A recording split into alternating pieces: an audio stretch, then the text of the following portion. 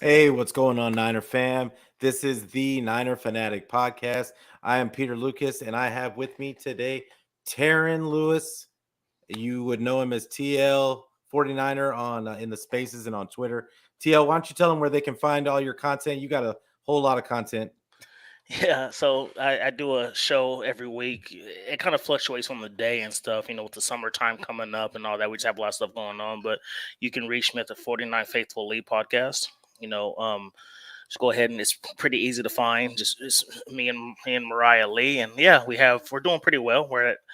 We started probably like well, together at least. We started like week 5, week 6 of last year, and we're pretty close to like 250 followers. Like it's still a small channel, but we're getting there. Yeah, for sure. And I love your guys' show. I know one week you had you guys get some really good guests on there. And like I know you had Jason on one week, Jason Aponte, and I saw you Yep. had Grant on one day, which is kind of a controversial topic today. But yeah, nonetheless, you guys have some great guests, great shows. Like so, make sure to check out TL and Mariah on their channel on YouTube. But today, I mean, for the most part, we're gonna talk about OTAs. I'm really excited, like that we finally got some football to talk about. It's been not a long off season, but for 49er fans, I really feel like it's a labor of love, like to get through this whole offseason process with the draft and bringing in new players, getting through free agency, not necessarily getting the people that we think that the Niners need, and but you never know how it's going to end up because they never do what we want them to do, but somehow lately it's just ended up well for them. So what did you catch any of the OTAs, and what did you think of what you saw? Yeah, I caught a little bit of the pressures and stuff like that. I guess I'm doing pretty well, liking what I've seen. It looks like, from what I'm hearing, it looks like TDP is kind of struggling with coming out of the backfield and catching passes and stuff like that. Like he's dropping Mm, some balls and stuff like that. But I mean, it's probably just some rookie jitters and stuff like that. That he just for needs sure. to just knock out the kinks and stuff like that. But yeah, we have a lot of people right now who are not playing because of injuries. You know what I mean? Like some people are resting and stuff like that. A lot of people had some off-season surgeries and stuff like that. So I know today they played a lot of 7-on-7. So like Justin School was like starting at right tackle. So, it's just I don't know. Yeah, I'm liking what I'm seeing so far. I feel like the team is out there. I really want to see I really want that offensive line to create some continuity, Yeah, because that's like to yeah, me, for sure. I feel like after a quarterback, the offensive line as a group is the most important position group on the field. So, Yeah, it kind of sucks that Alex Mack is not out there, but at least somebody like Jake Brendel and all them are getting some snaps and stuff like that. So, yeah, there's been some good things that I've been hearing from OTA. So, yeah. The and I we got some really kind of cryptic but good news from Kyle Shanahan. I was really kind of pleased to hear him say he made a comment specifically about Alex Mack, and you were talking about they asked him about it, did he know what was going to happen, and he said, "Well, we know what's going to happen, and I think you guys do too." hmm So, which kind of tells me, I think that he's coming back in my mind, the way he was talking about it. When if he's leaving it up to our imagination, we will definitely want Alex Mack back. They got a whole bunch of young offensive linemen in this past draft, and even an undrafted free agency, yep, and some guys to be excited about. But it would not hurt for them to do the typical 49er thing, which is just kind of sit them for a season, let them watch, and then get more in tune with the offense, get more in tune with what we're trying to do. And hmm so I'm really excited about that. And then also they talk, like you said, the offensive line to me is the bread and butter of every offense. It should be like absolutely. because you don't win as much as we make it about it's about the quarterback and it's about the passing game. It's really about protection and really about the running game in my mind. Are you able to run? Because there's going to be times when teams aren't going to let you do everything that you want to do, and you got to be able to physically impose your will on teams sometimes. Absolutely. hmm And like that's just the way I look at it. So it'll be interesting, but I do want, before we get fully on into OTAs, I do want to address today today on Twitter. I think everybody heard about, and we're gonna make it quick, Yeah. because I don't think we even need to dwell on it at this point. But on everything going on with Grant Cohn and Javon Kinlaw, it really turned into a lot more than it probably should have been. But at the same time, I'm really, I don't feel any kind of way about Grant Cohn. I don't know about UTL, but I don't really feel any kind of way. I'm not for him or against him. He's a content creator, and been a reporter for years, so he has my respect as far as that goes. But I just feel that probably Javon popped off a little. It was probably a little bit too much, which is probably why John Lynch got involved and had them just squash the whole thing, because it just wasn't. We don't need to even be focusing on that going into this new season. So I don't know how you felt about that situation. Yeah, I mean, I kind of feel the same way. I'm glad that John Lynch actually he intervened and said, "Look, you guys can use my office. You guys need to talk it out, squash it." And then from Grant, from what he said is after the conversation was over, him and Javon felt good. They shook hands, Yep. stuff like that. And like you said, I mean, I had Grant Cohn on my show, and to me, he's a good guy. And I just want to say this and be done with it because we've been talking about it all day in Yeah, spaces. Like I all think day. I think you and I were on spaces like going to like it was so crazy that there was like 3 or 4 spaces of that topic. Yeah. You know what I mean? Like it Yeah. wasn't just We hadn't one had one. any Niner spaces in Yeah. days. Yeah. We hadn't had, because the Niner fans just had stopped getting even involved in spaces, because it was weird that we didn't really have anything to talk about. Yeah, yeah, But exactly. but So yeah, like yeah. you were saying. No, yeah, so it's just one of those things. So like you said, I'm glad it's done. We can move forward and stuff like that. But so the thing with Grant Hill or any reporter for that matter, it's not just about Grant Hill. I just feel this way. As a professional athlete, just know that sometimes you're going to be uncomfortable. The questions are not always going to be positive. It depends on your play. Like, even people like Aaron Rodgers, Patrick Mahomes, they get criticized when they don't do well. And they're top 5 quarterbacks. So it just Hmm. comes to a situation where, you gotta grow some thick skin. He's human, so I'm not gonna tell him how he should feel. Gotta grow some thick skin. And if somebody's critiquing you, like to me, as long as you're keeping it football, basketball, whatever sport it is, as long as you're keeping it Exactly. football, I have no issue with questions that you ask. So he has a job to do, and so does Kinlaw. So like you said, I respect that. But when you start, if it goes somewhere where you're bringing up family and start talking about moms, kids, then that's where I Yeah. lose the respect. But the fact that it's always been football, I have no issue with what Grant said. I'm not, like you said, I'm not straddling the fence being either way. To me, wrong is wrong and right is right. So Yeah. I don't care That's who it fine. is. I don't care who it is. So people are like, "Oh, that's kind of sketchy. You're not supporting your defensive tackle." I'm just like, well, my defensive tackle, he made some mistakes. So, Yeah. yeah. So, And we don't know him. yeah, We don't know. Like, people were acting like, oh, like he's their cousin or something. yeah, I mean, the reality is we know him just as well as we know Grant. And absolutely. there was no sides to be taken. It was just a situation. It was an unfortunate situation that happened. I would rather not, in my mind, I would rather not have my defensive tackle throwing f bombs and cussing people out on something that's going to be immortalized on the internet. Hmm. But it is what it is.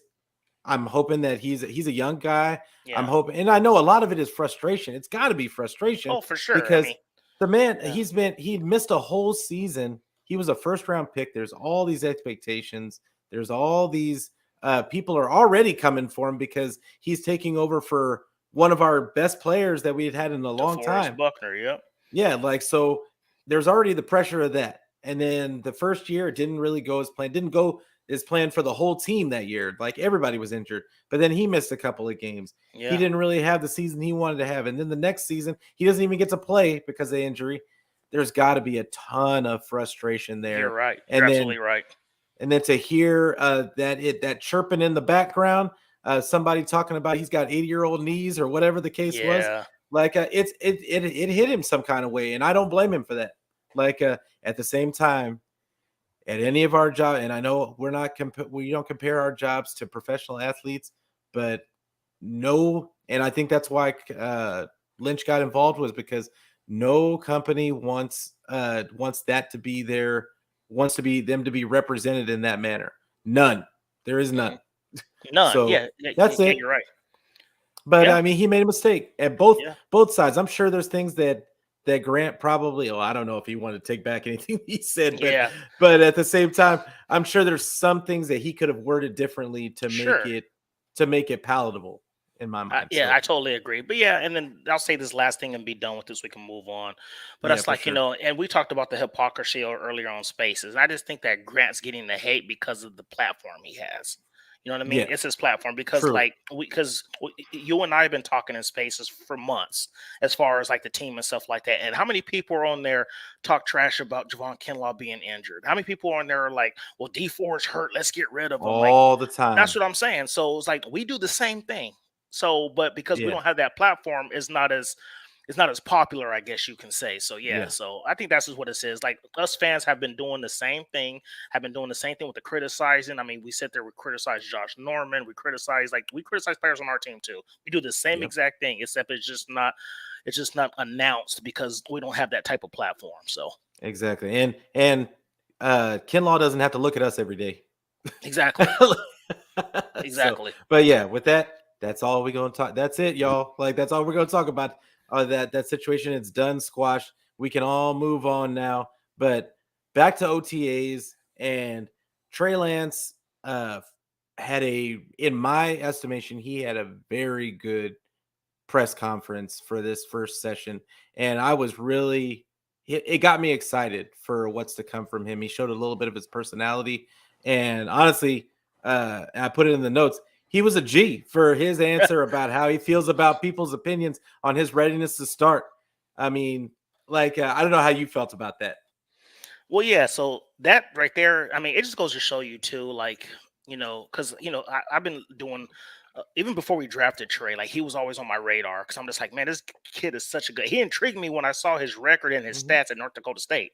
I'm like, who Yeah. is this kid? So I started looking Ooh. at him more, and the fact that I start seeing him and his parents are there for him, stuff like that. He's very well spoken, but I love Hmm. his mentality because I'm kind of like him. Like I'm old school. Like I don't care what you say about me. Like if you're not irrelevant in my life, who cares? The way that Yeah. when he said only people's opinions I care about are my coaching staff and my locker room. And that's how any athlete should feel. Yeah. All For these sure. reporters, all these beat writers, podcasters, whoever the case may be, if I don't have to answer to you. I don't care what your opinion is, because no matter what the situation is, somebody's always going to talk about you. Period. Yeah. So Always. yeah, that's just what the situation is. I'm just more of like, if somebody's criticizing you, if it's bothering you that much, then shut them up. That's what it comes down to. You go out there and you play well. There's nothing to talk about. Like, you know what I'm Yeah. saying? So Nothing. that's just what it comes down to. Yeah. And I mean, and you said it. Like, I mean, I love the mentality of I don't really care what y'all are saying. I'm just about to go out here and blow your minds, and then nobody's gonna be talking about if I'm ready or not. Like I'm gonna answer all your questions on the field. And I was just really impressed with his composure. I was impressed with the way he was joking around with the reporters, Mhm. and the way he just didn't seem phased by the moment at all. And I think it bodes well for his future, but being able to handle the media and that. Now, I mean, granted, he hasn't had any real stress or strife yet, but Yeah. but just seeing that little bit, I think I could be right or wrong. I know a lot of people say, well, that doesn't really have anything to do with anything, but I have always correlated a well-spoken quarterback with success. If you think about it, none of the great quarterbacks have ever had a problem talking to the media That's ever. true. Like so it's I just look at it and oh, your girl said what's up. Yeah, I saw that. What up, Mariah? What's going on, Mariah?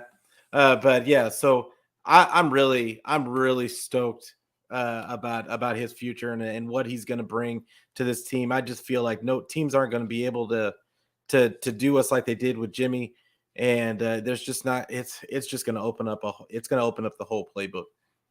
But the other part about Trey that I want to talk about is so now we got differing opinions from people on Twitter.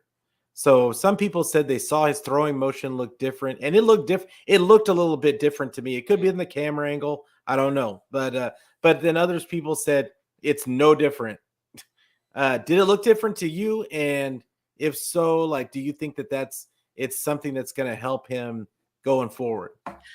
Yeah, so the way he threw the ball, it looks like his release is a little bit quicker because I feel like his Hmm. throw motion is not as elongated. Because Yeah, usually he used to kind of throw it back a little, but now I feel like he's keeping it more tight up by his yeah, chest and just kind of just like letting it go. So I think that's going to help him more because now he's going to get the ball out quicker.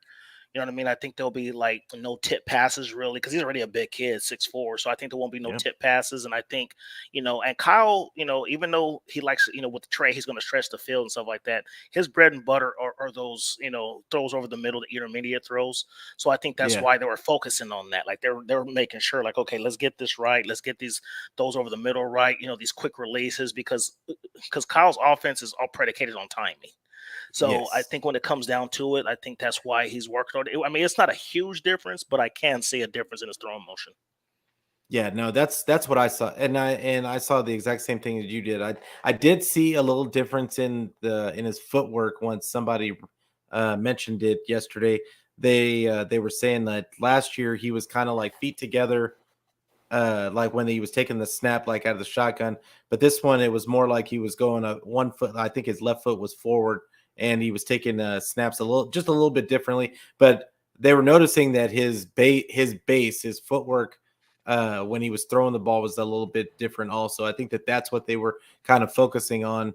That's what Trey said that they focused on when he was like before they got to camp. Like he worked Mhm. with another coach, and they and I heard this a lot from Eric Crocker, like in BD Peacock. They talk about a lot about a quarterback's base and JT O'Sullivan. I don't know if you ever watch any of JT O'Sullivan's QB school, I love but his he talks breakdowns. oh man, I love it. He's Like, good. and he talks a lot about the base and the footwork of a quarterback, and that's really where the accuracy comes from. Yeah. So I'm really excited to see them work on his footwork in the pocket. I'm really hoping it'll actually help his timing and like you were talking about. But yeah, like I saw the same thing where he wasn't bringing the ball all the way down in my estimation. It was like he Mhm. was almost just going straight back and like because the kid's got a cannon. He's got a Exactly. cannon. He doesn't need to wind up. Like At all. he just need Yeah. to get it out. Like he would flick of the wrist. Like Yep. so yeah, I was stoked about that. It was a really man, and it could have just been we're just excited about seeing some throws around the field and getting ready for camp and getting ready for football. But yeah, I got excited about that. But of course, Mhm. Debo's not going to be at OTAs, and we don't expect it, and I don't think any of us expected him to be. But Kyle did say he will be at minicamp. What level of training do you think he puts in when he does come to training camp if he doesn't have a deal done? It'll be the Jalen Ramsey approach. Yeah. He's gonna show up, he'll probably stretch and be like, I'm done for the day. Because the fines are only predicated or only given to you if you don't show up. Yeah. So and then and two, and I don't like to pocket watch and see how much money he has, but he's only made, and that's not I'm saying only, but like to us, obviously it's a lot of money. But going into his fourth year, I think he's only made like $8 million, or some 6 million, something Yep. like that.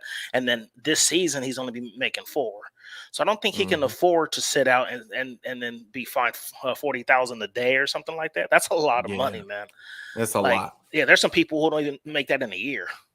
And Yeah. this man's going to be getting 40,000 a day. So I ultimately think he shows up.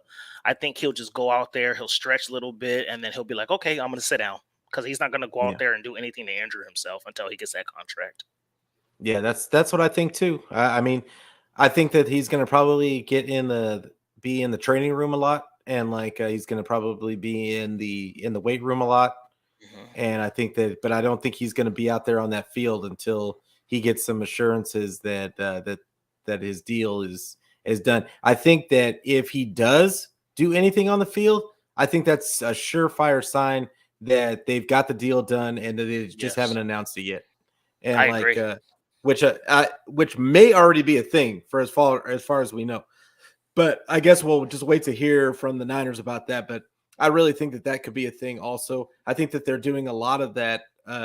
That's how they're getting these other deals done with absolutely no cap space, like Yeah. bringing in Croft and like a couple other guys Mhm. with no cap space. Like it's Yeah. probably just a bunch of wink and shaking hand deals. Like, okay, as soon as this money gets cleared up and Jimmy's gone, like we'll put the pen on the paper. But yeah, I'm Debo. I said from the beginning that he wasn't going anywhere, and it's going to be really nice to have him back in the building. It would have been really interesting to hear his view on this, on the whole, not to go back to the Kinlaw issue, but it would have been really nice to hear his view on that whole thing. Cause I think we got the view of almost every other 49er player, Yeah. but yeah, it's going to be an interesting, just the finish to OTAs but training camp. I think a lot of things are going to go down in training camp. Yeah. And it's funny, me and Mariah and I had our show yesterday, and she brought to my attention, it's crazy because they brought in that Tyler Croft or whatever his name, that tight end. But it's funny, I'm like, okay, they have the money to bring him in, but we haven't signed any of our draft picks, not one. Yeah. So it's like, it's going to come to a point too where something's going to have to give. Her and I mentioned we probably feel like something like a Jimmy Ward extension, kind of how we talked about earlier. He's making 12 million this season.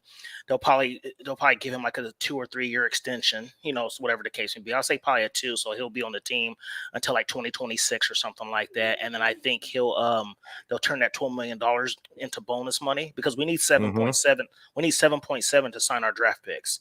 And we used every single one of them. So, which was a surprise that you and I talked about, because I thought I thought there was going to be at least 1 or 2 trades or something, but they used all 9 picks. So that the 9 picks are like 7.7, 7.8 million, and we haven't signed any. It's going to come to a point where it's like, if I'm a rookie, like, Drake Jackson, TDP, like, okay, I'm blessed that you brought me to your organization, but I'm out here 2 and 3 weeks, and I have no paycheck. You know what I mean? So, yeah, for sure. Yeah, so something's gonna have to give soon. Yeah, no, absolutely. It's absolutely going to. And it kind of transitions into our next topic, which is Jimmy, and Kyle kind of confirmed that they're actively looking for a trade partner for Jimmy, and it's really nothing that we didn't know already. But at the same time, Kyle, I think that they hadn't really said anything, and that was what was making everybody nervous, because 49er Twitter, like, if they don't say something, it's like they're speaking volumes just by not saying anything, and it's without knowing. I mean, there was even speculation that he was going to be back next year. I don't think that's even an option. They're either going to trade him, or if they can get anything for him, or he's going to get cut. And I'm interested to see what the details of that if they do get a chance to trade him. I'm interested to see what team is going to take on that salary, or if they're going to try and make the 49ers pay some of that. He's getting 26 or 27. I need you to pay at least 10 of it or something like that. Yes, something because I just can't imagine now, if a quarterback goes down, which we all know is possible. It's entirely possible that they do get somebody to take the full salary, but I just can't see anybody taking Jimmy for that amount. I just can't see it. I think that in my opinion, I think they're going to end up releasing him. I think that Jimmy's going to be publicly asked to be released at some point, because he's going to want to go to whatever team he wants to go to, instead of the 49ers just picking where he goes. But how do you feel about that? Yeah, I'm with you. I think he ultimately gets cut. I think his salary is too steep. The salary is too steep for the production he gives. So if I'm a team, and here's the funny thing about it is, like, I think only way I think he gets traded is, one, like you said, an injury happens in like OTA, training camp, something like that. But I think that unless he'll get traded, if there's somebody who's willing to restructure his deal and give him more years. So let's just say somebody like the Carolina Panthers or whatever, or like, you know what, like, and I know they drafted what's that guy's name? Matt Corral or whatever his name is, one of the rookie quarterbacks. But it's going to be one of those things where, like, if they don't think he's going to be ready for 2 years, it could be a situation where, like, okay, I'm going to trade for you. I'm going to give you a 2-year contract and restructure. And then, and maybe make it incentive based. Like, I want you to prove, if you want 25 million, you got to show me. We have to win 10 games. We have to throw for 3,500 yards, whatever the case may be. That's the only way I see him getting traded. Because you and I don't have the football knowledge of any of these GMs. And I'm not trading for a guy. I'm not using a draft pick on a guy who's going to give me first. I'm paying him 25 million. I'm not trading for a guy who's going to give me one season that he can possibly leave. Yeah. If Jimmy had like 2 years on his deal, it might have been the easier way to get him off the books. But the fact that he's an unrestricted free agent next year, no, like I just don't see anybody giving up any draft capital for him. I think he gets cut. I think sometime in training camp, I think, because he's supposed to be getting healthy here probably like in the next month. Because they said, so the end of June is when he can start throwing again. He'll throw, he'll pass his physical, and then I think that's when the talks will begin. And I think ultimately by like mid to late July, he's gone. Yeah, that's the way I like. That's the way I'm looking at it too. It's just, I think, like you said, they're gonna want to restructure his deal. If somebody does take him on, I could, like the Panthers, I could totally see them restructuring his deal and making it a 2-year deal. So that way they maybe split the money into 2 years, and then pay for it that way, just to keep it more manageable and realistically speaking, like I can stomach paying him to 11 or 12 a year split it in instead half. of that. Be like this year I'll give you 15, and then next year I'll give you 10. But you can also put in there like, you're getting 2 years, 25 million. You'll get the 25 million guarantee. However, you are a quarterback, and I'm gonna change the contract to make it incentive based, so you can make your money. Like you need to bank on yourself to make that extra money. So yeah, and I fully expect, because they got Matt Corral like in the fold. They still have Sam Darnold. Yeah. And so what if they do trade? What if they say, hey, you got to take on Sam Darnold. You got to take Sam Darnold off our hands if we go ahead and do this deal. Do you take Sam Darnold? That's a tough one, man. I mean, he'd be. I think he would be a serviceable backup. Yeah. But at the same time, are you still going to have? I mean, well, let's put it this way. I think regardless, there could be some quarterback controversy, but Sam Darnold has been there for a while. I'm just worried about the Trey aspect. But like we said, from the way he talks, I feel like he has some thick skin, stuff like that. But I guarantee you, if we didn't make that trade, weeks 1 and 2, let's just say that Trey's struggling, put Sam Darnold in, and you know what I'm saying. You're gonna start hearing all that nonsense, and that's why I think Sam Darnold would almost be perfect, because nobody's asking for Sam Darnold to go in the game. Like he's played bad enough to where I don't think that people would be like, oh, let's see what Sam Darnold's got. That's true too. And so it's, I almost think that he's got talent, and I wouldn't have a problem if Trey went down and him going in. I wouldn't have a problem at that point. But I don't think anybody's gonna be like, hey, let's take Trey out and see what we got with Sam. Yeah. Like that's just, and who knows, because it's 49er fans. Exactly my point. Yeah. But I mean, but it doesn't matter who you bring in. I mean, I think they have the guy that they want as his backup in Brock Purdy, somebody unassuming, somebody that's nobody's going to be asking for them to put in. No. Like, although there are a couple fans I've seen that are saying that Brock Purdy is already better than Trey Lance because he's been there for years. You know how I'm saying. Yeah, so those are the Jimmy truthers. You can't even really take them serious. Like no. Anybody that's sitting there saying that Jimmy should be starting at this point is, I mean, you got to take it with a grain of salt. Yeah. At this point. So. I do say this though, if that does happen, let's just say hypothetically it happens, and they say, because I think Sam Darnold this year is going to be making like 10 to 12 million, because he's going to be on his 5th-year option or something like that. So he'll be making a decent amount of money. But at the same time, if they say, oh, take him, and we do take him, Nate Sudfeld is gone.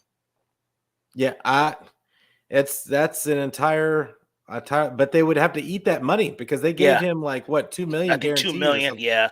I think they would be like, okay, I'm gonna cut you, because I think they would just go with Trey Lance, Sam Darnold, and Brock Purdy. Yeah. No, I don't know. Like because if I really think that, I think it might be Brock Purdy that gets cut, just because. So, huh? Just because he's got that $2 million guaranteed. Brock Purdy doesn't have really anything. Yeah, being a 7th-round pick. Yeah, he's a 7th-round pick. Yeah. It would be next to nothing to get rid of him Yeah. And yeah, and nobody wants what's his name? The guy that they gave $2 million to. Nate So Sudfeld. yeah, Yeah. that's it. I don't think anybody's trying to get him. He's terrible. He really is Yeah. terrible. But then you're looking at a situation because now you can put veterans on the practice squad. So 49ers are probably only going to carry 2 quarterbacks. Yeah. So you're looking at it as like, man, so are you paying $2 million for a practice squad to be sitting there? So it's going to Well, be I think interesting. Yeah. I fully expect him to be on the practice squad. He is not going to be backing up Trey. I don't think he is. I think Sudfeld, you that don't think Brock so? Purdy is going to be no. Oh, I okay. think that Brock Purdy is going to end up being the number 2. Yeah. I said They that too. Yeah. like because Nate Sudfeld gives you absolutely nothing. BD Peacock said the other day he has big enough hands to hold a clipboard. That's about Mm. it. You know what I do like, Peter? That this year going forward, they're going to start. I know it's only 2 players, but now there's a 55 man roster and not a 53. Oh, that's cool. Yeah, so that That's helps. going to help. That's Yeah, going to that's help. going to So help. that's you can bring in, you can maybe have an extra offensive lineman or something like that, like maybe extra DB, whatever the case may be. So yeah, this like I remember a couple years ago there was like they signed something in the CBA or something like that, and 2022 was the year, and going forward that you can have a 55 man roster. Yeah, it comes right back to what I've been talking about in my last show. The depth of this team right now. And I know that it's the 49ers and we all love our team and we look at every guy as to have some kind of worth.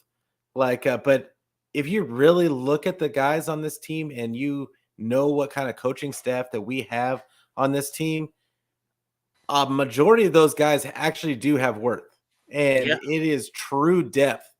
And I just wonder, like, who is who are they going to cut?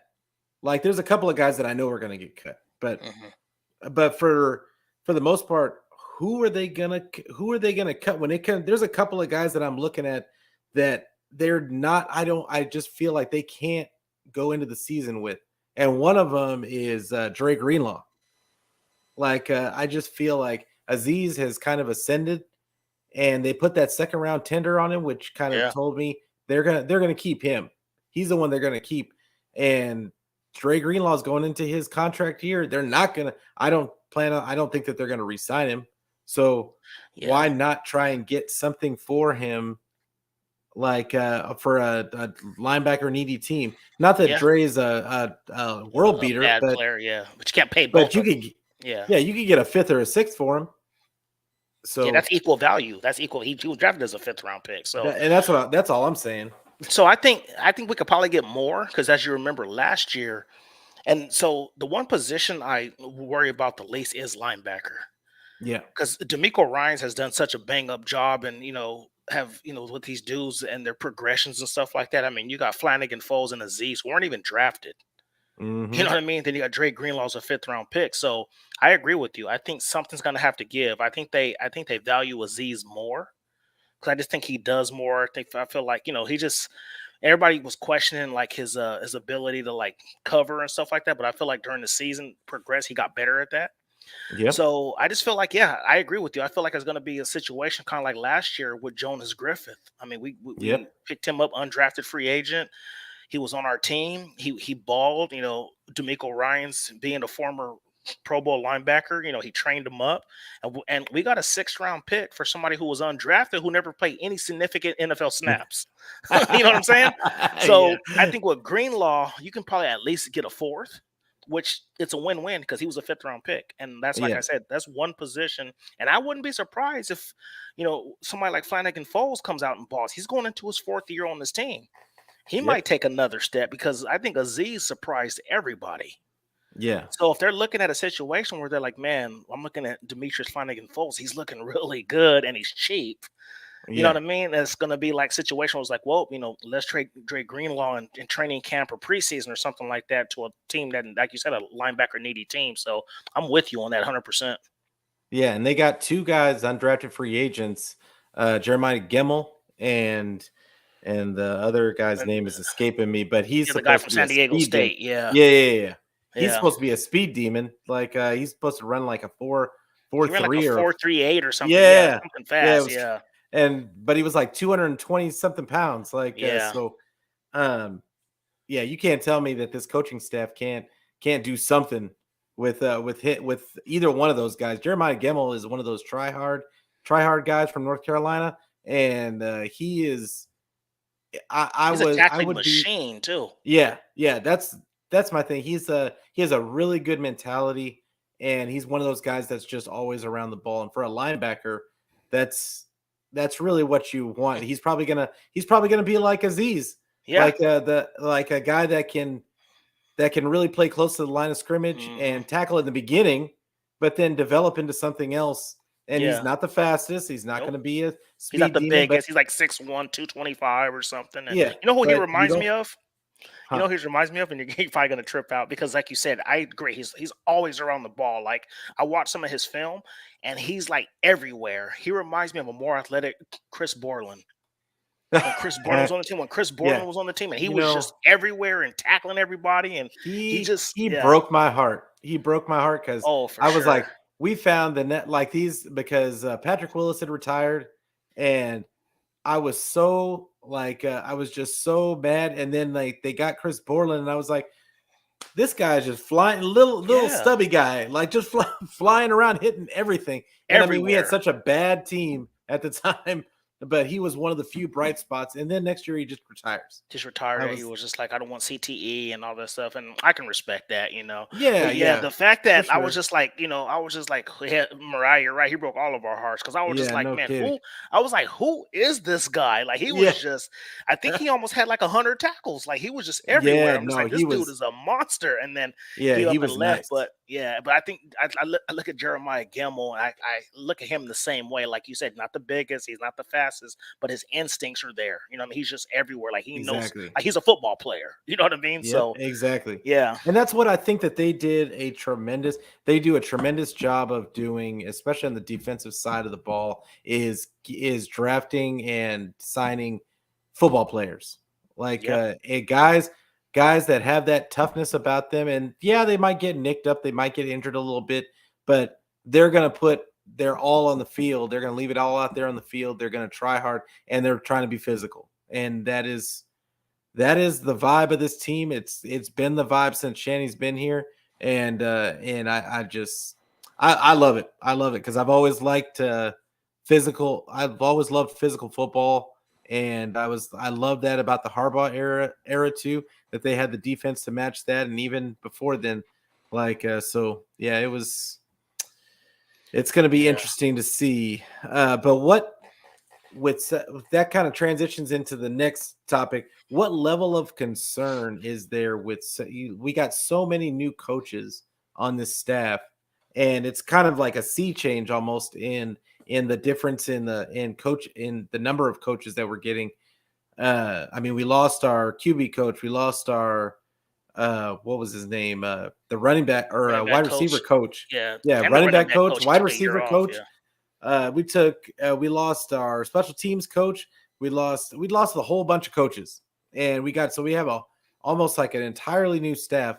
What level of concern is there with you that there's so many new coaches on the staff, and that the culture may not stay the same, and the team could have a different vibe that I was talking about earlier? mhm. Honestly, I don't really have a concern. Like, I'm looking at it that there's sometimes you need a fresh voice in that locker room. You know what I mean? Hmm. So maybe that could be it. I mean, Wes Welker, I feel like might be a pretty big loss, but then they uh what you call it, they got that quarterback, that wide receiver that played for University of Miami, Leonard Hackerson, Yeah, Hankerson. who was pretty good. So I feel like that's not too much of a downgrade. I think we upgraded that quarterback coach. I mean, we got Yes, Brian Gracie. honestly. We upgraded easily on that one. But the best pickup that people really aren't talking about, I love the Anthony Lynn pickup. Yeah. He's a former coach. I don't think he did that bad with San Diego. Hmm. And two, I think he's going to help with the running backs because I think that's maybe why Kyle brought him in, because he actually groomed Austin Eckler. And Yeah. Austin Eckler was an undrafted guy, and he's probably a top 10 to 12 running back in his league. And then also Anthony Lynn also drafted Melvin Gordon and kind of groomed him. So he has Hmm. a track record of running back. So I don't really have any issue with that. Like him being the former head coach, him and Kyle can feed off each other. So yeah, I really don't have an issue. The main here's my thing. We still have Kyle, we still have Hmm. Chris Kosarek, and we still have D'Amico Ryans. Yeah, I mean So the that's right Trinity there. right Yeah, there. that right there makes me feel better. You know what I mean? Yeah. So yeah, so I honestly don't have any concerns. So Yeah, I'm looking at this is the thing. We might differ a little bit on Anthony Lynn as far as a head coach goes. Like I think that I don't think he was a really good head coach. I mean, I guess the defense wasn't necessarily his fault, but their defense was terrible when he was yeah, there. And then also they just situational football. I just don't think he was really that great. But I'm glad that he's not a part. Like you said, what he was good at was getting that running game together. They always had a good running game when he was always. there, Yeah, and on every team he's been on, there's been a good running game. So absolutely. it's like I am excited about that hire and the fact that they could bring some new little spins and twists to the offense and maybe just a fresh voice like you were talking about earlier. Mhm, Hankerson, I'm really excited about. mhm. Like anybody to get our special teams going. Yeah, And then of course I'm ready for us to have a new wide receiver coach because in my estimation, I felt like Wes Welker was not a good wide receiver coach. mhm.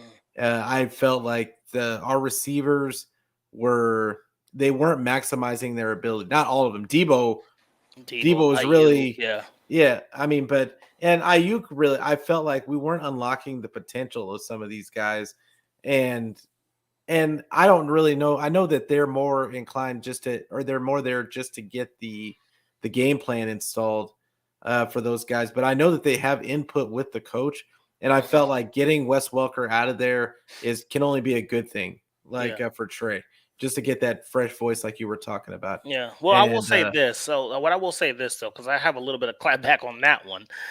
I don't think Wes Welker was an issue. I think it was quarterback play that was an issue. So I think that's why could the have wide been. receivers weren't maximized because I mean we can sit there and look at like playoff games, whatever the case may be. Like Ayuk was always open. You know what I mean? Yeah, Like I'm like man, always. like so I'm like okay, so I don't think the wide receivers itself was an issue. So I don't know. Like I don't know if Wes Walker wanted to change the scenery, or maybe him and Mike McDaniel were closer than what he was with Kyle Shanahan, whatever the case may be. But I mean, I can see your point because we look at it as a whole. It's like, man, like he didn't really groom anybody. You know what I mean? Stuff like that. Like, like he didn't do a good job with Dante Pettis, and you know what I'm saying? Like that was just it was. Mariah feeling some kind of way about Yeah, Wes. I'm glad we got rid of Wes. Yes, yeah. Mariah doesn't seem like that, but I think Leonard Hankerson, he's he's a younger guy too. So I think he's probably has a little bit Yeah. more. I think he probably vibes with them like a little bit better and stuff like that. And so yeah, so we'll see how that works out, man. And we have a young wide receiving core, so I think that kind of helps too. So Yeah. We're yeah, young everywhere. Like yeah, if you really look at it, I mean, I think safety is the only place where we have some vets, yeah. but for the most part, we're a young Corner, team yeah, we overall. are.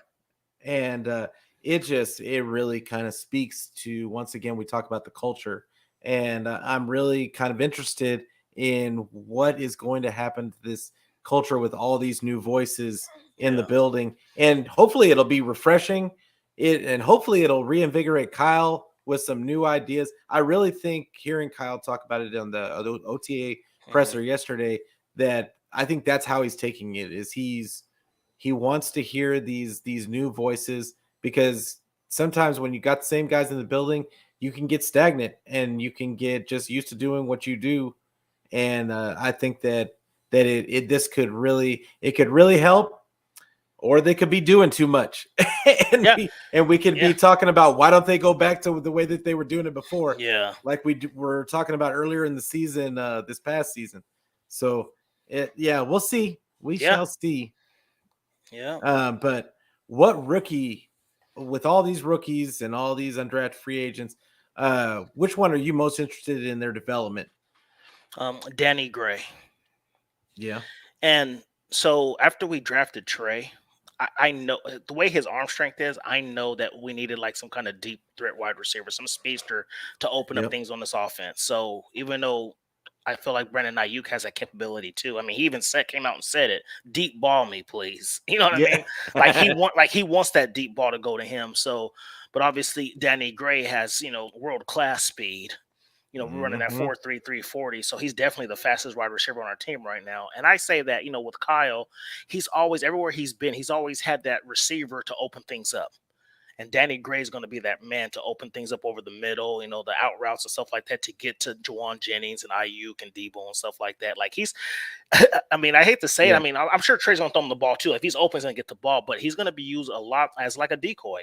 Because as you remember Mhm. when Kyle was with Atlanta, he had Taylor Gabriel, who was really good, and he was always that deep guy over the middle, who would beat deep. He would take a corner and a safety with them. So if you have Yeah. if you take somebody out of the secondary, and then too with Debo, you can't leave him on single coverage. Yeah, no. So it's like him or Ayuk for that matter. So it's like But I think with Danny Gray, me and Mariah is funny. Me and Mariah are like brother and sister from another mister because yeah, we just agree on pretty much everything. Like last except for year, Wes Welker. except for Wes Welker. So last year we were both, and this is before we even became a podcasting group. We were like talking on somebody else's chat. I think it was Wayne Breezy on Nitty Gritty, and we were both Uh-huh. like, "I'm taking Trey Lance," and we both bet on Trey Lance to be drafted by the Niners. So we both Yeah. won some money there, and we both were high on Elijah Moore, the wide Oh, I receiver love from the that guy. Jets. Me too. I wanted him so bad, but then when he started going up draft boards, I'm like, we're not going to be able to get him. Like Yeah. we picked too late in the second to get him. So I was just like, man, if you get somebody to pair up with Debo and Ayuk, a speedster, that's going to open things up so much, and for Kittle. So I just think it's going to be one of those things where his development it intrigues me, and also I'll give you two. I'm really intrigued with that Tariq Castro Fields. Yes. I'm a Big Ten guy. I like the Where do Wolverines. you I think see you him? too, huh? Don't you like the Wolverines too? Oh, go blue. Yeah. Okay. Go So yeah. blue. So that's my team is. So I was like, yeah. So I'm a Big Ten guy. So Yeah. watching him at Penn State, I think he's a little stiff at corner, but I Mhm. really think he's going to start. I think he really thinks he's going to compete at safety. He's 6 foot, 200 pounds, and he runs a 4.39 or 4.4 or something like that. He has the speed. If he can just put it together. Yeah, I'm more gangster. But if he could just put it together, I like him, man. I think he can honestly play safety. What do you Yeah, think? that's the way I see it too, because I think we're so stacked at corner at this point that I mean, there's only enough spots to go around, and I think that safety. I don't think Leon O'Neal is going to make it as a safety. I think that he's going to have to almost, and I've been talking about it on a couple of my other shows, is that I think they're going to probably ask him to bulk up like they did Marcel Harris and maybe play that linebacker role, Exactly. or he not going to make the team. Yeah, I think so And too. You hit the nail on the head because me and Mariah said the same thing. I think he's going to play that Marcel Harris role where he can alternate between strong and like weak side linebacker, something like that. You know what I yeah, mean? Like, yeah. yeah, yep, Yeah, but yeah, that's the way I see it. And but they could use like another free safety that has the speed to play that single high. And he did end up transitioning sometimes to that single high spot in college. So yes, I think that really I think that's why they picked him. Like where they yeah, did. Like I think he kind of fell all the way down and they were like, well, we didn't think that he would be here right now, so like we're just going to go ahead and take him with the thought process that maybe we can convert him into safety. yes, Because remember, that's what happened with Jimmy Ward. Jimmy Ward was an injury waiting to happen at corner, and they just decided to change his position, and nobody was thinking of Jimmy Ward being a safety at the time. yeah, Like in fact, people were complaining about it before the season. They were like, what is this going to look like him at safety? And then he ended up being really good. So I just think yeah. that Tariq Castro Fields has some really good technique, really good feet, and and I think that might be an option for him.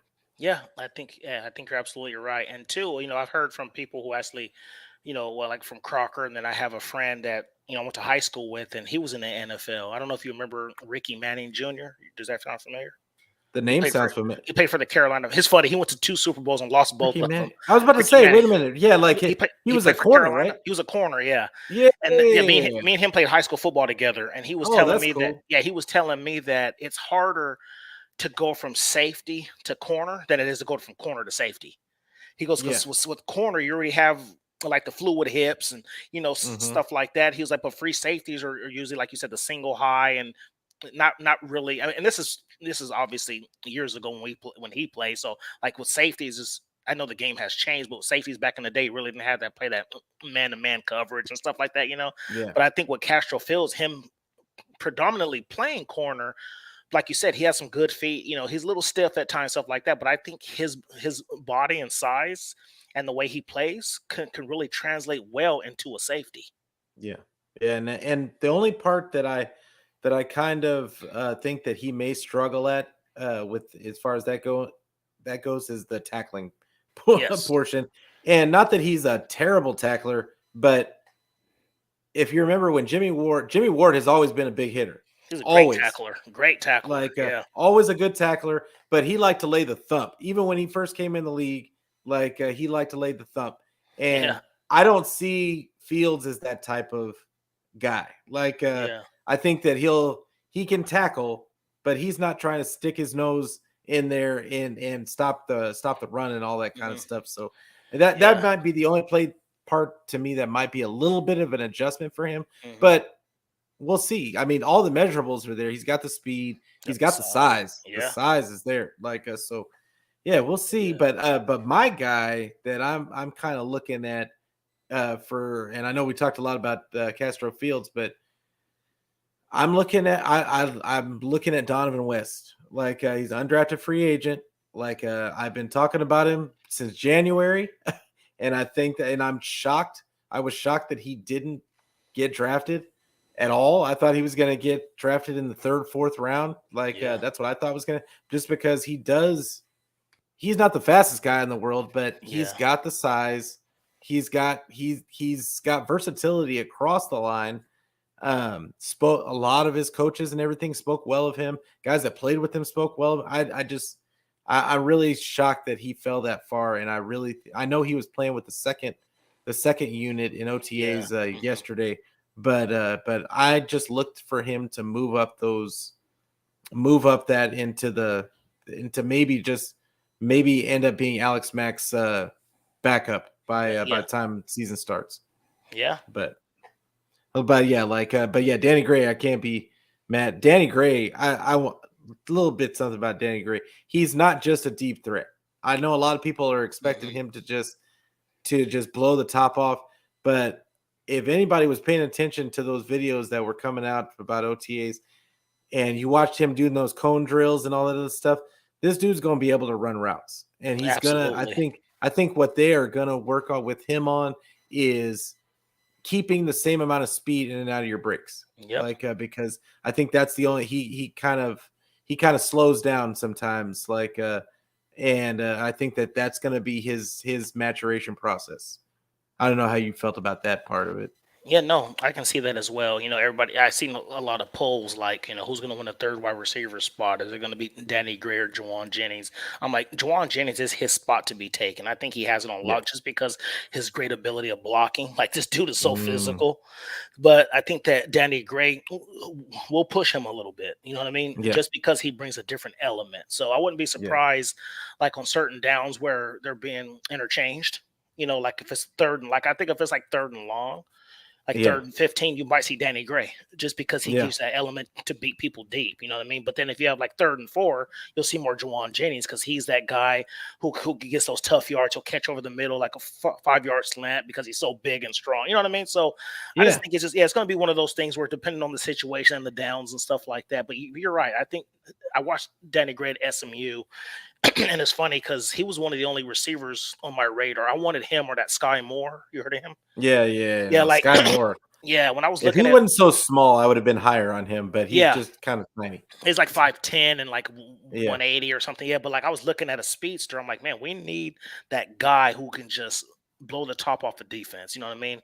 So I was like, somebody like a Danny Gray, Sky Moore. And then when I knew Sky Hmm. Moore was kind of be out of the reach, but then when we got Danny Gray, I was stoked. And it's funny because Danny Gray is one of the only people on my radar that the 49ers drafted. I felt like the majority of the draft picks I never heard of. Like Yeah. when we got to day 3, Only when Yeah. only when I knew who it was Tariq Castro Fields. Yeah. I'm like, who is And Brock Purdy. I knew who Burford? Brock Purdy Yeah, was. yeah, Purdy. Yeah. I'm like, who's Burford? Who's this Nick Zakelj? Who is like Yeah. I was like, I didn't know who these guys were. You know When what I mean? when So they said Burford, I seem to just name drop this guy but I was watching Jesse's live feed watching the draft, and they said Burford, and all of our faces kind of just went, huh? Like what like who? And I had to look him up, and I was like, okay, well, I guess it's in the range, like yeah. He was like a fourth, uh fifth round but then they said projection. Yeah. Zakel. Then they said Zakel, and I was like, or Womack, and I was Yeah. like, Same. who is this guy? Like, and I'm looking up him, and he's nowhere on anybody's draft board. And then they said Zakel, and I was like, I just shut my computer off. I was like, I don't know what's going on at this Yeah. point. Well, it was funny. So, as you know, I went to the John Chapman event. You know, when he threw here in Oh, Vegas okay. and stuff like that. So obviously, we didn't have a pick on the first day, so we just kind of hung out. We got to meet Elijah Mitchell, Fred Warner, all this stuff. But then on That day must have been two, cool. oh, it was, man. And then on day two, we were at this bar and grill, like this brewery that they rented out. That's probably about 40 or 50 Niner fans, and we're sitting there, and we got our first pick out the way. It was Drake Jackson. Everybody cheered. Yeah, you know, we needed the fast Yeah. edge. When I tell you that when we picked Tyrion Davis Price, everybody looked at each other and the room was quiet because Yeah. nobody expected a running back. We're like we all looked at Yeah. each other like they announced the pick and there was no cheers. Like everybody was kind of like, who? Like we got Sermon, we got Elijah Mitchell. Like what happened here? And then when we started seeing the tape and stuff like that, and even Mariah texted me because she wasn't there because we both live here in Vegas. And Mariah texted me Yeah. and she was just like a running back. I was Yeah. like, yeah. So, but now obviously, you know, he's a Niner now, and I'm starting to warm up to him and stuff like that. But he Yeah, looks, for sure. but he looks good. I mean, the fact that he's 6 foot 228 or whatever, and he runs a 4.48. I'm just like, okay, like this guy, Yeah. he has speed and power. Yeah. Mariah, oh, poor TDP, yeah. Because bro, when I tell you the room was silent, like everybody was looking around at each other, like, did that just because the whole talk up to the draft, as you know, spaces, it was like edge, safety, offensive line, you know what I mean? So we were expecting after we drafted Drake Jackson, everybody and their mom before the pick came, but we're like, well, we picked at 93, right? Yeah, for third round. And we're like at 90, 91. The whole room was juice. Oh man, so-and-so still on the board. This safety Yeah. we can get. This offensive line we can Nick get. Cross. Nick Cross was there. Yeah, he was there. Yeah. So everybody was like, oh, we got Nick Cross. Yeah, we got Nick Cross. We got offensive lineman. Like we were so happy. And all of a sudden, Tyrion Davis Price running back. We're like, huh? So that's how it Yeah. made me. So that's how you felt when you started hearing these names on day 3. You're like, I'm just shutting my laptop off because I don't know who these guys are. You know? Yeah. It was, and I mean, this is the thing. I was thinking that they were going to take Nick Cross there at the spot that they took TDP. Same. So then Nick Cross was still there when they picked Burford, and I was like, okay, well, here we go. He fell this far. Like they've got to take. Nope. And then Burford comes out, and I'm just like, I don't know. Hey, yeah.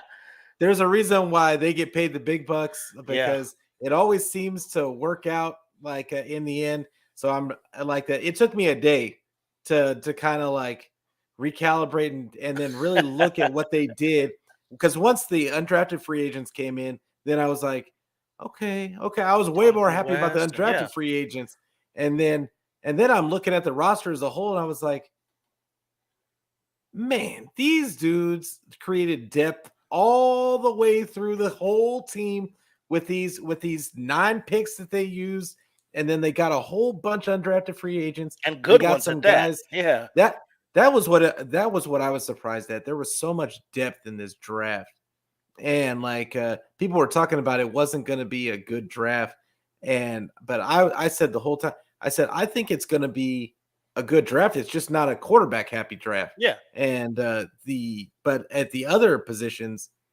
it's deep. It was deep all the way down. Like there was a lot of physical talent, a lot of physical measurables in this draft. So now it's just going to be all about coaching and showing these guys the right techniques and that kind of stuff. So yeah. But Yeah, That's that crazy. Yeah, but you're right though, because it's funny. I think half the room, I think, because we're like I said, it's probably about 40 or 50 of us. Half the room at 93. Well, like I said, it started like 90, 91. It has to be Nick Cross. It has to be yeah. Nick Cross. He's on the board. Like we need a safety. Tark's not here, and we were just like everybody was convinced Nick Cross was going to be the pick, and then it just threw everybody for a loop, man. But going back to the offensive line, like speaking of Spencer Burford, stuff like that. Like I was one of the ones who were, was a little worried. You heard me in spaces. I was just like, man, like if we lose Lake and Tomlinson, we might be in trouble. Yeah. And then so we're sitting there looking at it and stuff. And then so I finally, even though I feel like we should have picked offensive line earlier, like you said, they make the big bucks, they know what they're doing, whatever the case may be. But I'm Mhm. looking at it as a whole. I'm like, you know what? Like I'm worried about offensive line. However, they've drafted 5 in the last 3 years. So somebody's going to have to step up. They got Colton McKivitz, Yeah. Banks, Jalen Moore, Burford, and Nick Sakelj. And then they picked up Donovan West and Jason Poe. So I'm like, okay, they're working on this offensive line. It might not be the guys that we're familiar with, but at least they're creating competition to make somebody step up and do their and win that spot. So now I feel a little bit more comfortable with offensive line. Like the left side, like Aaron Banks, I'm not too worried about him. Like I feel like he's gonna go in there and do his thing. Have you seen a picture of him? Like he's slimmed down. He's gotten more Yeah. muscular. He's gotten I more was talking about muscular. that at the end of the season Oh, because really? at the end of the Yeah. season they showed him on the sideline during the NFC Championship Uh-huh. game. I was like, man, he looked like he lost a whole person. Yeah. Because he So was like he was almost 340. He was like at 335 when we yeah, drafted him. He was just a mauler at Notre Dame, but it looks like he's down to about like 320, 350. No, I'll say 320, but he looks toned. Like, he like yeah, his arms are toned. Like he looks more muscular. So I'm like, man. So, him being a second round pick, I was upset with it last year because I wanted Asante Samuel Jr., but it is what it is.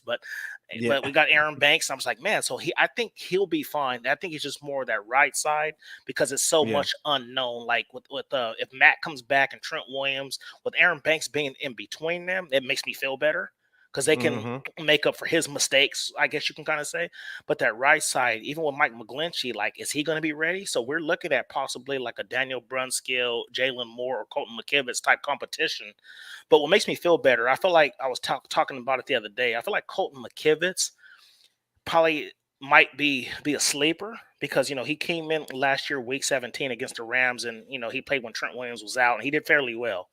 Yeah. And even though he hasn't played significant snaps, he's going into his third year on this team. Going into his Mhm. third season, he should know all the line calls and all this other stuff. So he could be one of those ones who could possibly win a right tackle position. So Yeah. Banks daddy. So Yeah, no, I completely agree with you. Now, the way I'm looking at this offensive line and with the way that they drafted and got there and drafted free agents, the way I'm looking at it is it tells me that they're not going to keep McGlinchey. Mm, Like that's the way I see it. I think Burford is going to end up being that right tackle. Uh and then I'm looking, and I might be wrong, but I think but he played tackle. Now yep. he had the versatile, like he had the versatility to play both, but I think with his long arms, I think he's going to end up taking over for McGlinchey on the right side. I look at the Donovan West being the center of the future Hmm. after Alex Mack retires. Then I think Aaron Banks is going to be on that left side, the Yep. left guard, and then I think it's going to be a fight with McKivitz and Zakel for that right guard spot. Uh, Hmm. the And that could happen this year. I think that what's his name, Daniel Brunskill. I Hmm. think that he's unless Zakel just knocks their socks off. I He's think gonna that it's going play. to end up being Brunskill. Yeah, he's gonna So play because Kyle yeah, trusts him. Because Kyle trusts. yeah, exactly. That's one thing about Kyle. Like he always gets the rap of he doesn't like to play rookies. Well, he definitely doesn't like to play young guys on that line. Like he just, Yeah, for sure. because we kept telling. I think it was you, me, and that guy Eddie. We kept saying like you got to look at Kyle's track record. He doesn't like young offensive linemen, especially at the center position. He Yeah, likes them vets. He went out and got a Western Richburg. That didn't pan out. Went and got a Western Richburg, and he didn't roll. He didn't try to draft a center or nothing. He was like, "Come on, bring me another vet." Then he went and got Alex Mack. So I think Mack, obviously, I think he gives us one more year. Donovan West, I think during this time, he'll learn from him. He'll get groomed. I think he'll get some more strength because he needs to get a little bit stronger. Yeah. But because he's kind of finesse, he's kind of light. He's only 295. Yeah. So I fully expect him by next season to be about 315. Put on about 20 Yeah. pounds of muscle all year, get stronger because he's already a smart kid. Like I have no Yep. worries about him playing center. And you mentioned it earlier, he was projected to go third round. So the talent is Yeah. there. It's just I don't know why he slipped. Obviously, there was some kind of reason. Chicken McBum gotta go. He's gonna get my QB hurt. Yeah, but you're right though. But he picked up his 5th-year option. He's gone after this year. Absolutely. But Yeah. I think Burford. So let me ask you this. I know I don't want to keep you too long. No, you're good. When you saw Burford play at what was college did he go to at UTEP? No, I forgot. UTSA, San Antonio. UTSA, San Antonio. Yeah, I was like, if they're a UTEP, he kind of reminded me of Trent Williams light. Yeah. Like Now, the way he was pulling, like he was pushing people. yeah, over like and, pushing people. He Yeah. plays like a bully. He plays Yeah. like a bully. Like, but this is the thing. He's not going to be able to do that in the NFL. Oh, for sure. That's against that competition that he was going up against. Yeah, you could do that kind of stuff, but that's not going to be happening. I'm just going to be happy with him at the right keeping time. that nasty streak, and he's probably going to have to gain some weight also. Mhm. But they said that on the field in OTAs that he looks large. Like even though he's only like 305, like he still looks large. So, but I still expect them to probably have him gain about 10 pounds. But Absolutely. He's athletic. He's got the arms. He got the arm length and the hand size to do it. And he gets to the second level well too. Yeah. Like I was watching some of the run plays. Like he runs upfield and he has pretty good speed. He runs upfield and he blocks down the field. So I love that. And another guy that everybody has been talking about him because of the tapes that they had of him catching passes, but Jason Poe. So I don't think he's going to be an offensive lineman. I don't either. Yeah, like I just don't think he's going to be an offensive lineman. I think that they might use him as like some kind of he might end up slimming down and becoming something else, like a fullback / tight end type. Exactly. Like the Ravens use Ricard. Yeah, because Ricard is a huge fullback. Like, so they could use him like that in that kind of frame, but I do not see he's too short to be an offensive lineman. Yeah, he's only he's barely listed at 6 foot. Yeah, listed at 6 feet. So he's probably like 5'10" and a half, 5'11". Yeah, exactly.